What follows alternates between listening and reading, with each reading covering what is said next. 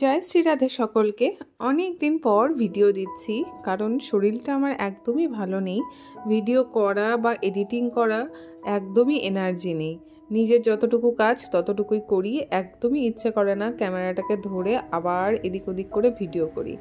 কারণ এক পজিশনে থাকলে ভিডিও করলে ভালো লাগবে না, আর ভিডিও সুন্দর জন্য আমাকে ক্যামেরার পজিশন চেঞ্জ করতেই হবে। আর সত্যি বলতে আমার শরীরে এখন এতটাও এনার্জি নেই যে আমি ভিডিও করব। তো কিছুদিন ধরে একদমই ভিডিও করতেও পারিনি আর ভিডিও দিতেও পারিনি। পুজোটাও আমার এমনিই কেটে গেছে। তো এটা পুজোর আগেরই একটা ব্লগ, তো ভিডিওটা করা ছিল, ভাবলাম আজকে একটু এডিট করে দিয়ে দিই। তো দেখো, প্রথমেই সকালবেলা উঠে মেয়ের তো এক্সাম চলছিল, তো ওকে একটু মাখানা ফ্রাই করে দিয়েছিলাম, দিয়ে তারপরে একটু কড়াই আমি জিরে গুঁড়ো করে নিচ্ছি। আজকে করব কচু আর আলু দিয়ে পাবদা মাছের ঝোল। আর এই ঝোলে না জিরের গুঁড়োটা হচ্ছে যে মানে ভাজা জিরের গুঁড়োটা পরে দিয়ে দিলে কিন্তু খেতে খুব ভালো হয়। তো সেটা করে নিলাম, নিয়ে এদিকে ভাত বসিয়ে দিয়েছি আর এদিকে করলাম আলু করলা আর পেঁয়াজ দিয়ে ভাজা। তো এই আলু করলা পেঁয়াজ ভাজাটা কিন্তু আমাদের ঘরে সবাই খেতে খুব ভালোবাসে, বিশেষ করে আমার হাজব্যান্ড খেতে খুবই ভালোবাসে। ওর জন্য কিন্তু আমি করলাটা এইভাবেই করি। তো তারপর আলু করলাটা ভাজা হয়ে গেছে, এবার দেখো দিয়ে দিচ্ছি হচ্ছে পেঁয়াজ ফোড়ন দিয়ে আজকে একটু লাল শাক করব। প্রতিদিনই পেঁয়াজ রসুন দিয়েই করি, কিন্তু আজকে ভাবলাম যে আজকে একটু পেঁয়াজ ফোড়ন দিয়ে লাল শাকটা করি। রসুন আসলে হাতের কাছে ছিলও না, আর সেই টাইমও ছিল না। আমি যদি এখন রসুন কাটতে নিই তাহলে পেঁয়াজগুলো পুড়ে যাবে সত্যি বলতে, সেই জন্য আর রসুনটা দিলাম না। পেঁয়াজ ফোড়ন দিয়ে কাঁচা লঙ্কা আর কালো জিরা দিয়ে লাল শাকটা করে নিলাম। এটাও কিন্তু খেতে বেশ ভালো হয়েছিল, একটু অন্যরকম টেস্ট হয়েছিল, কিন্তু খেতে বেশ ভালোই লাগছিল। মানে এমন নয় যে খুব খারাপ লাগছিল, সেরকম নয়। তো যাই হোক, শাকটা তো হয়ে গেল। এবার ভালো করে, আর জানো তো শাকটা এতটাই কচি ছিল যে আমি একটু জল দিইনি বা বেশি টাইমই লাগেনি, একবার ঢেকে দিয়েছি তাতেই পুরো সেদ্ধ হয়ে গেছে। আর খুব সুন্দর করে শাকটা কিন্তু হয়েও গেছে, শুকিয়ে গেছে। তো শাকটা নামিয়ে নিলাম। আর আজকে বললাম পাবদা মাছ করব, তো পাবদা মাছ করার জন্য মাছটাকে লবণ হলুদ দিয়ে মেখে রেখেছিলাম। তারপরে মাছে একটুখানি তেলও দিয়ে দিয়েছিলাম, তেল দিলে কিন্তু একদমই মাছটা ফোটে না। তো ওই যে মাছগুলো ভেজে নিচ্ছে এক এক করে। তো ভালো করে একটু লাল লাল করে কড়া করেই ভাজবো, কারণ দুদিন আগে এনে রেখেছে আর ফ্রিজে ছিল। তো সেই জন্য আজকের মাছটা একটু কড়া করেই ভাজতে হবে, নাহলে কিন্তু গন্ধ বেরোবে। আর এদিকে একটু পেঁয়াজ ফোড়ন দিয়ে ওর মধ্যে সেদ্ধ করে রাখা আলু আর কচুটা দিয়ে ভালোভাবে নাড়াচাড়া করে একটু লবণ আর হলুদ দিয়ে ভালো করে মাখিয়ে নিয়ে তারপরে কিন্তু ঝোলটা করছি। আর জানো তো, এতটাই আজকে লেট হয়ে গেছিলো তাড়াহুড়োর চক্করে, আমি ভুলেই গেছি যে আলুগুলোকে কেটে দিতে হবে, আলু আর কচুটাকে কেটে দিতে হবে। তো এই যে এইভাবে কড়াই দেওয়ার পর তারপরে ছুরিটা দিয়ে এইভাবে কেটে দিচ্ছি, কারণ কি একটু যদি না কেটে দিই ভেতরে তো লবণ হলুদ মশলা কিছুই ঢুকবে না, আর একদমই খেতে ভালো লাগবে না। তো সেই জন্য হচ্ছে ভালো করে আলু আর কচুটাকে ভেজে নেওয়ার সময় ওই লবণ হলুদ দিয়ে ভেজে নিয়েছি, আর তখন কিন্তু সুন্দর করে কেটেও দিয়েছি। তারপরে দেখলাম যে কচু আর আলুটা একদমই মানে কী বলবো গা মাখা হয়ে গেছে, ওখানে আমি মশলাটা ভাজতেই পারবো না।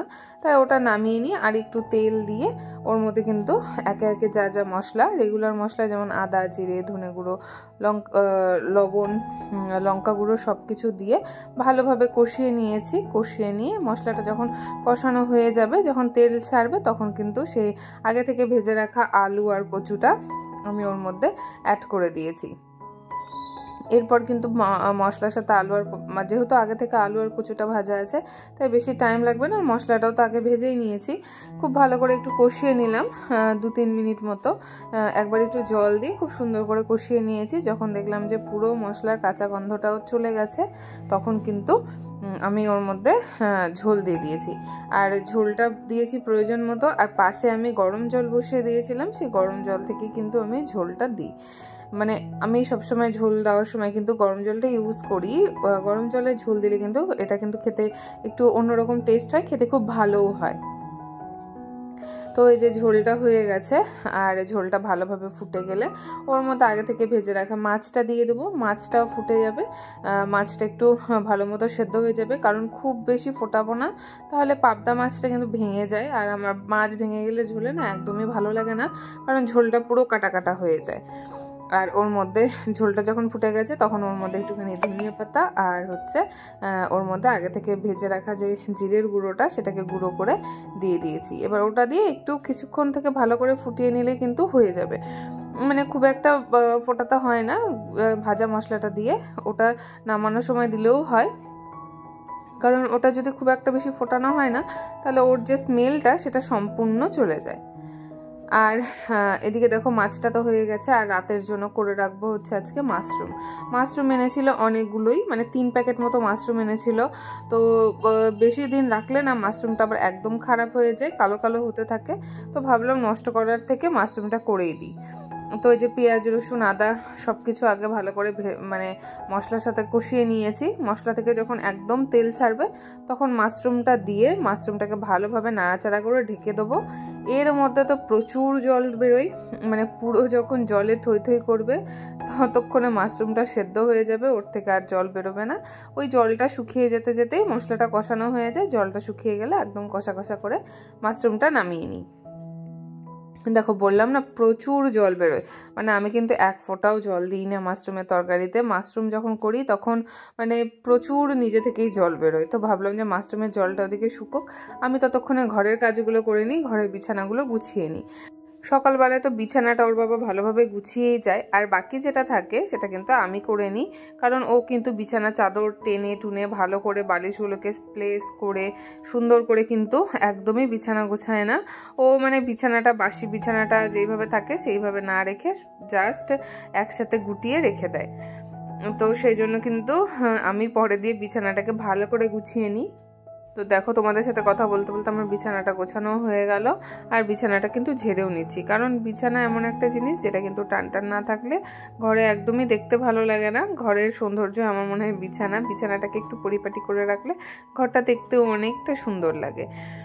তো বিছানাটা গুছিয়ে নিয়ে যে চলে এলাম ড্রেসিং টেবিলের সামনে। এটাকে তো ডেইলি একটু ঝাড়তে হয়, না ঝাড়লে আমার ঠিক মনে শান্তি হয় না। সব কিছু একটু ভালোভাবে গুছিয়ে নিলাম, গুছিয়ে নিয়ে রেখে দিলাম। আর সকালবেলা একবার তো ঝাড় দিয়েইছি, কিন্তু সত্যি বলতে সকালবেলা না এরকম করে ঝেড়ে ঝুড়ে সব কিছু ঝেড়ে ঝুড়ে একদমই ঝাড় দেওয়া হয় না।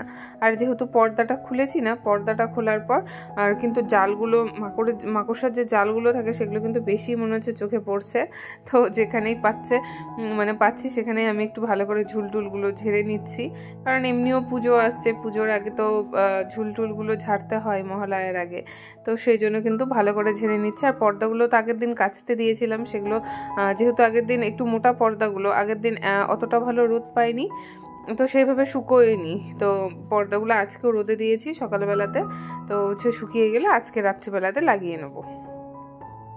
চলে এলাম পাশের ঘরে এসে পাশের বিছানাটাকেও খুব সুন্দর করে গুছিয়ে নিচ্ছি, কারণ এই ঘরে বিছানাটা যে বললাম না সকালবেলা করে ওর বাবা এখানে বসে আয়রন করে, তো আয়রন করার জন্য কিন্তু বিছানাটা অনেকটাই এলোমেলো হয়ে যায়। তো সেটাও একটু গুছিয়ে নিলাম সুন্দর করে। আর এই ঘরেও কিন্তু আমাদের এক সেট বিছানা থাকে, মানে লোকজন আসলে পারে শুতে দেওয়ার জন্য এক সেট বিছানা এই ঘরেও রাখা থাকে, যেমন মশারি, বালিশ, পাশ বালিশ সব কিছু কিন্তু এই ঘরেও রাখা থাকে। তো আমরা যেহেতু 3 জনেই থাকি, তো 3 জনের জন্য তো 2টো ঘর প্রয়োজন হয় না, তো এক ঘরেই আমরা থাকি। আর এই রুমটা ফাঁকাই থাকে, তো কখনো কখনো দুপুরবেলা হয়তো শুই, কারণ এই ঘরটা বেশি ঠান্ডা। মানে আমরা যেই ঘরটায় শুই বড় ঘরটার থেকে না এই ঘরটা বেশি ঠান্ডা, কারণ এই ঘরে একদমই রোদ ঢোকে না। আর গরমের দিন কিন্তু এই ঘরটা বেশি ঠান্ডা থাকে। তো হচ্ছে মাঝে মাঝে দুপুরবেলা করে শুই, টিভি দেখার জন্য হয়তো শুলাম, তো সেই কারণে কিন্তু এই ঘরটা একটু ইউজ করা হয়। তো ওই জন্য বিছানাগুলো ভালো করে ঝেড়ে রাখলাম, টিভির সামনেটাও ঝেড়ে দিলাম। আর আমি ঝাড় দিতে আমি বাইরে খেয়াল করছিলাম যে কে জানে বৃষ্টি আসছে নাকি, মেঘ করে এসছে, ওরকমই মনে হলো যে বৃষ্টি আসছে, মানে আওয়াজ হচ্ছিল জলের মতো। তো আমি বারবার তাকাচ্ছিলাম যে আমি তো বাইরে অনেক কিছু মেলে দিয়ে এসেছি, কে জানে বৃষ্টি আসলে কিন্তু একদমই ভিজে যাবে সব, মানে অনেকটা শুকিয়ে গেছিলো, এখন যদি ভিজে যায় আবার মেলতে হবে, আর পর্দাগুলো লাগাতেও কিন্তু আমার অনেকটা দেরি হয়ে যাবে। তো চলো ঝাড়ঝাটা দিয়ে নিয়েছি, তারপরে কিন্তু এটা একদম বিকেলবেলা থেকে আমি শুরু করছি ভিডিওটা। তো এইদিকে দেখো বললাম না আজকে পর্দাগুলো লাগিয়ে নেবো, তো এদিকে হচ্ছে পর্দাগুলো ভালো করে লাগিয়ে নিচ্ছি। আর লাগিয়ে নিয়ে কিন্তু আর আমার সাথে সাথে আমার মেয়ে তো সব কাজে খতখত করবেই, মানে ওর এটা স্বভাব যে আমি কোনো কাজ করতে গেলে ওকে দরকার না হলেও ওকে এসে ওখানে হেল্প করতে হবে। আমিও কিছু বলি না, যে আমি যদি এখন না করতে দিই এই স্বভাবটা হয়তো চেঞ্জ হয়ে যাবে, ওই জন্য আমি বলি ঠিক আছে করবি কর। তো ওই যে পর্দাগুলো লাগিয়ে নিলাম, দেখলেই কেমন, কোনো দরকারই ছিল না, আমি একাই খুলতে পেরেছিলাম, একাই লাগাতে পারতাম, কিন্তু ওই যে ওকে এসে হাত দিতেই হবে। তো যাই হোক পর্দাগুলো লাগিয়ে নিলাম সুন্দর করে, দুটো জানলা লাগিয়ে নিলাম, এই দিকে দরজাটারও লাগিয়ে নিলাম, আর এদিকে যে মানে মেন গেটটা আমাদের, সেই গেটটারও কিন্তু পর্দাটা লাগিয়ে নিচ্ছি। লাগিয়ে নিয়ে খুব সুন্দর করে সাজিয়ে গুছিয়ে রেখে দিলাম, কারণ পর্দা না থাকলে কিন্তু সত্যি ঘরের মানে সৌন্দর্যটা অনেকটাই চেঞ্জ হয়ে যায়। আর এদিকে এই যে জানলার যে মানে পর্দাটা, যেখানে আমাদের ডাইনিং টেবিলটা আছে সেখানকার পর্দাটাও লাগিয়ে নিলাম। তো এখানে 3টে পর্দা ছিল, তো আমার মনে হলো কি 3টে পর্দা না দরকার নেই, জানলাটা যদিও বা বড় কিন্তু পর্দা তো সেভাবে টানাই হয় না, ওই জন্য ভাবলাম 3টে পর্দার দরকার নেই, 2টো পর্দাতেই হয়ে যাবে। তো ওই জন্য একটা পর্দা খুলে রেখে দিয়েছি, যে কখনো যদি কোনো জায়গায় দরকার পড়ে তাহলে পরে কিন্তু সেখানে লাগানো যাবে। তো যেহেতু সন্ধ্যা হয়ে গেছে, তো ভাবলাম যে সন্ধ্যাটা দিয়েই নিই। তো ওই যে জামা কাপড় ছেলে হাত পা ধুয়ে সন্ধ্যাবেলায় সন্ধ্যা দিতে চলে এসেছি, প্রদীপটা জ্বালিয়ে নিচ্ছি, আর ঠাকুরের কাছে যত বাসি ফুল আছে সবটা কিন্তু একবারে তুলে নেব। আমি রাত্রেবেলাতেই মানে সন্ধ্যাবেলাতেই যখন সন্ধে দিই তখন কিন্তু ফুলগুলো একবারে তুলে রাখি, কারণ আমি ছোট থেকে দেখে এসেছি আমার মা ঠাকুমারা কিন্তু ফুলে কখনো ঠাকুরকে সজ্জা দেয় না, বলে যে ফুল নাকি তখন রাত্রেবেলা কাঁটায় পরিণত হয়, ওই জন্য ফুলের সজ্জা দেয় না। তো ছোটোবেলা থেকে যেহেতু দেখে এসেছি তাই সেটাই ফলো করার চেষ্টা করি। আর এদিকে দেখো সব ঘরে ঘরে সন্ধ্যাটা এখন দেখিয়ে নেবো। তো চলো আজকের ভিডিওটা এতটাই শেষ করছি, আর দেখা হবে তোমাদের সাথে আবার পরের ভিডিওতে। এখন থেকে কন্টিনিউয়াসলি ভিডিও দেওয়ার চেষ্টা করব। আজকের মতো টাটা।